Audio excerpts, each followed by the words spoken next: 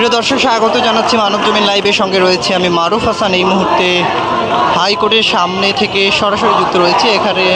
এখানে মূলত শিক্ষার্থীদের একটি গ্রুপ অবস্থান নিয়েছেন এবং স্লোগান দিচ্ছেন। পাশাপাশি বিজিবি এবং পুলিশ সদস্যরা এখানে রয়েছেন। এর আগে বেলা 12টা নাগাদ এখানে বেশ কয়েকজন শিক্ষার্থী জড়ো হতে চেয়েছিলেন, তাদেরকে পুলিশ আটক করে নিয়ে গেছে। তবে এই মুহূর্তে শিক্ষার্থীরা এখানে জড়ো হয়ে স্লোগানের পর স্লোগান দিচ্ছেন। তবে পুলিশ এই মুহূর্তে কাউকে আটক করছেন না বা কোনো অ্যাকশনে যাচ্ছেন না। তবে এর আগে ঢাকা বিশ্ববিদ্যালয় সহ অন্যান্য বিশ্ববিদ্যালয়ের বেশ কয়েকজন শিক্ষক এবং শিক্ষার্থীদের বড় একটি গ্রুপ দোয়েল চত্বর থেকে তারা একটি বিক্ষোভ মিছিল নিয়ে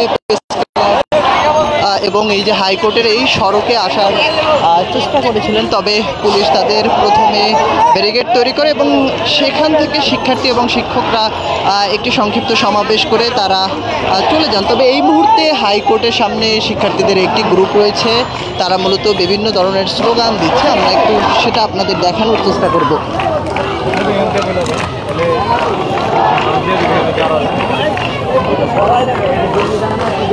প্রায় শতাধিক শিক্ষার্থী রয়েছেন এখানে। আমরা দু একজনের সঙ্গে কথা বলছি, একটু আপনি কথা বলবো। আপনারা এখানে কেন দাঁড়িয়েছেন যদি একটু বলতেন?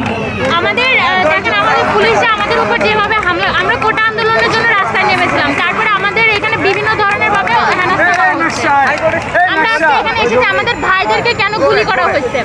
আমরা 9 দফা, আমাদের যে 9 দফা দেওয়া হয়েছে সেই 9 দফা তো সরকার এখনো মানে নাই।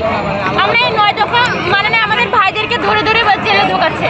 এই ধরনের অরাজকতা কেন আমাদের দেশে?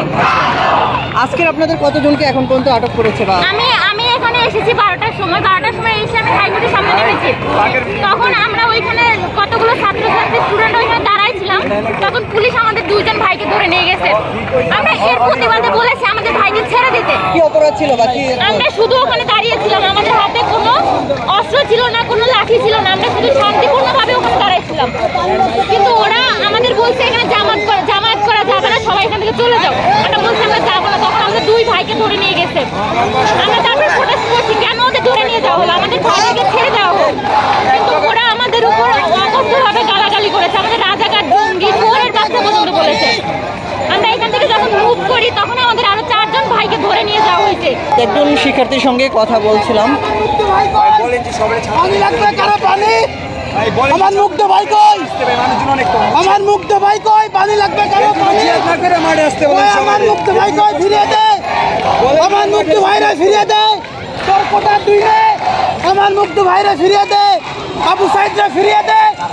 তোর কোটা তুই নে। আমার আবু সাইদরা ফিরিয়ে দে। আমার মুগ্ধরা ফিরিয়ে দে। কই আমার মুগ্ধ কই? আমার আবু সাইদ কই? তোর কোটা তুই নে। আমার ভাইদের ফিরিয়ে দে। এখানে মূলত শতাধিক শিক্ষার্থী রয়েছেন, তারা স্লোগান দিচ্ছেন বিভিন্ন ধরনের। পাশাপাশি ব্যানার বা বিভিন্ন ফেস্টুন তারা এখান থেকে পরিদর্শন করছেন। পাশাপাশি এটি মূলত হাইকোর্টের যে মাজার গেটটি রয়েছে একেবারে সেই গেটের সামনেই শিক্ষার্থীরা এই অবস্থান নিয়েছেন। পাশাপাশি হাইকোর্টের বিএনপি পন্থী যে আইনজীবীরা রয়েছেন তারাও মূলত ভিতর থেকে কিছুক্ষণ পূর্বে একটি বিক্ষোভ মিছিল নিয়ে এসেছিলেন, তবে পুলিশ তাদেরকে বের হতে দেননি।